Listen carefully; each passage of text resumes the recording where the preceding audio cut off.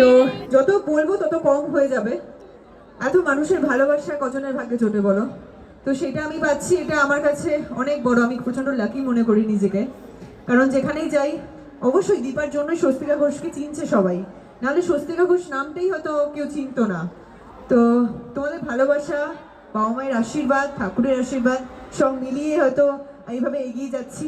আচ্ছা, তোমাদের ভালোবাসাটা খুব ইম্পর্টেন্ট। আপনি নর্থ বেঙ্গল গেলেন কিছুদিন আগে, আমাদের সাউথ বেঙ্গলে তো আপনার পপুলারিটি একদম বাড়িতে বাড়িতে। নর্থ বেঙ্গলে মানুষদের উৎসাহ কেমন? বিরাট এক্সপিরিয়েন্স অ্যাকচুয়ালি।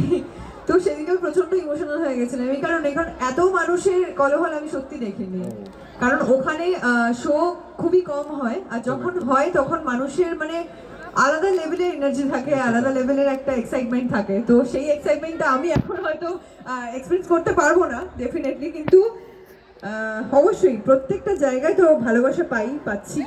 বাস এই ভালোবাসাটাই চাই তোমাদের থেকে, কারণ আলটিমেটলি কিন্তু আবারও বলছি, তোমাদের ছাড়া কিন্তু আমরা কিচ্ছু নই। প্রত্যেকটা আর্টিস্ট, ইভেন সিঙ্গার, মানে আমাদের এই প্রফেশনের কথা বলছি, মানুষের ভালোবাসা না পেলে তো আমরা কিছু করতে পারবো না, এক স্টেপ এগোতে পারবো না। আচ্ছা, এই অনেক কথা বললাম নিজের সম্পর্কে, এবার একটু আমি জানতে চাই অনুরাগের ছোঁয়া নিয়ে কারোর কি কোনো প্রশ্ন আছে? বলে ফেলো। সূর্যদীপ আর মিল্ক হবে, এটা জিজ্ঞেস করো না প্লিজ। ওই আমি জানি এই প্রশ্নটাই আসবে আমার কাছে, সব জায়গায় একই প্রশ্ন আসে। এই নিয়ে 5th টাইম আমার কাছে প্রশ্নটা এলো অ্যাকচুয়ালি।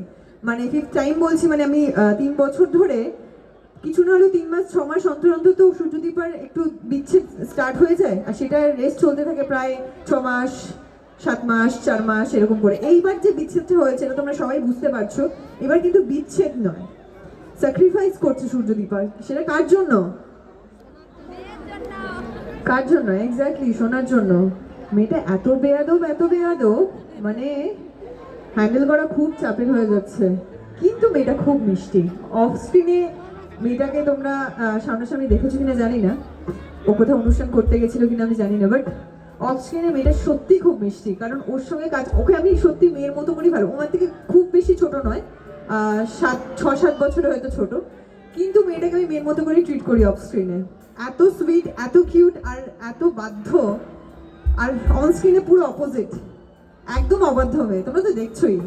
তো ওকে সামলানো খুব খুব ডিফিকাল্ট হয়ে যায়।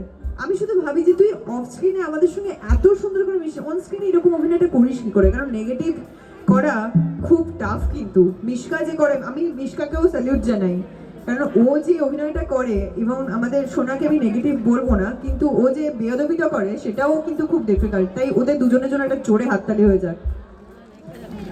তো কে কে চাও যে মিশকা এইভাবেই থাকুক, না শাস্তি পাক?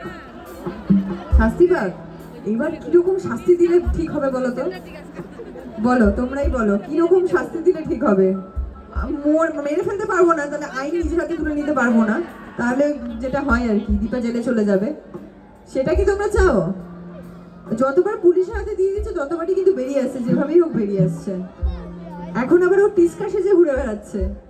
এরপরে দেখা যাবে হয়তো মিশকা টিস্কা দুজনেই আছে। মিশকাকে যে মেরেছিল আমার চোখের সামনে, আমি ওর চোখটাই ভুল, এটাই হয়ে যাবে হয়তো, সবটাই ঘুরে যাবে। জানি না কি হতে চলেছে। মেগা সিরিয়ালে সব সম্ভব, তোমরা সেটা দেখছো, তোমরা জানো। আমিও দেখি সিরিয়াল, এমনটা নয় যে আমি দেখি না। নিজেরটাও প্রত্যেকদিন দেখতে হয়, কেমন কি করছি, আদৌ অভিনয়টা ঠিকঠাক করতে পারছি না সেটাও দেখতে হয় আমাকে। তো এইভাবেই চলছে। আর কারোর কোনো প্রশ্ন? রূপার চোখ তো ঠিক হয়ে গেছে। আজকে টেলিকাস্ট কি দেখেছো কেউ? দেখা হয়নি? দেখেছি। আজকে আমরা এই মঞ্চ থেকেই দেখবো। আজকে কেন দেখবো আমাদের টিভির পর্দায় চোখ? আজকে যখন দীপা আসছে মঞ্চে, টিভির পর্দায় কি চোখ রাখা উচিত আমাদের, তাই না? আজকে দীপা স্টেজ থেকে বলবে আজকের এপিসোডটা ঠিক কি ঘটেছে, ঠিক আছে? হ্যাঁ বলুন। হ্যাঁ, রান্না স্বস্তিকা রান্না করতে পারে কিনা? না দীপা? দীপা তো রান্না করতে পারি, ও তো খুব ভালো শেফ।